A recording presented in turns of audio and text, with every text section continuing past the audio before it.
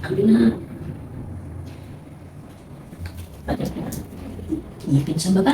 Tingin ano? Tingin. Tingin ng anak. Ako, Dok, ang gusto mo mag-open? Sige po. Tingin ako ulit.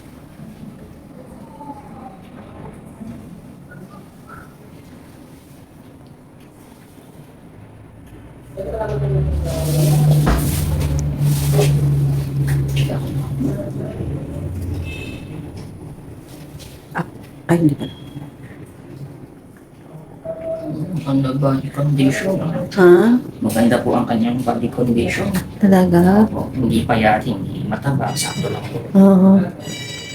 Tinitimbang ko yung pagkain niya. Oo, kaya. Oo. Tinitimbang ko yung pagkain. Takot din ako tumaba siya eh. Tingin ako na to. Ayan. Okay naman nga po ito. Yung left. Yung right.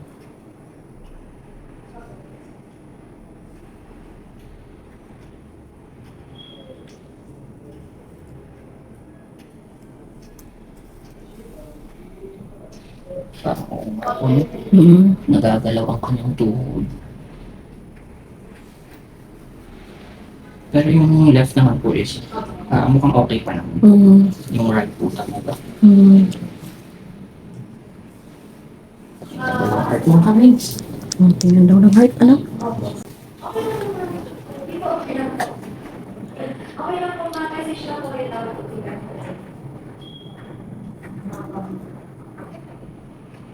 Anak, huwag ka ma-stress.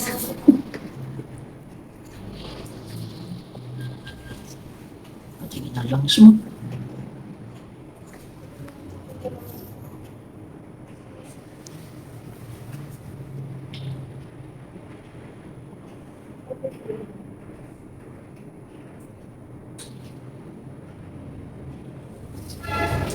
Ma'am, yung heart niya, mukha namang normal pa po. Wala po siyang murmurs pa. So, mukhang wala pa siyang problem po sa heart. And then yung lungs niya naman po is wala naman po ako narinig na wheezing or crackles po. So, mukha naman po wala pa siyang problem din sa lungs.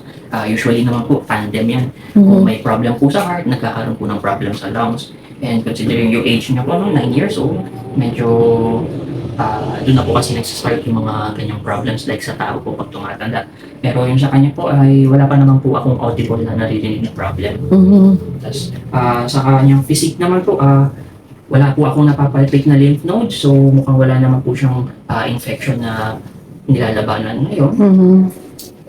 Tapos yung pupo niya po is formed naman po. No? So, siya ngayon ay safe to say po na apparently healthy, maliban po dun sa kanyang tuhod po, no, na medyo gumagalaw po. Tapos yun, ma'am, i-endorse ko na lang din kung gusto niyo po talagang makasure, pwede po natin siyang ECBC. No? Pero Yes, Doc. ito po, na-CBC na po. No? No? Oo, talaga, Kailan Dok. po Papa-CBQ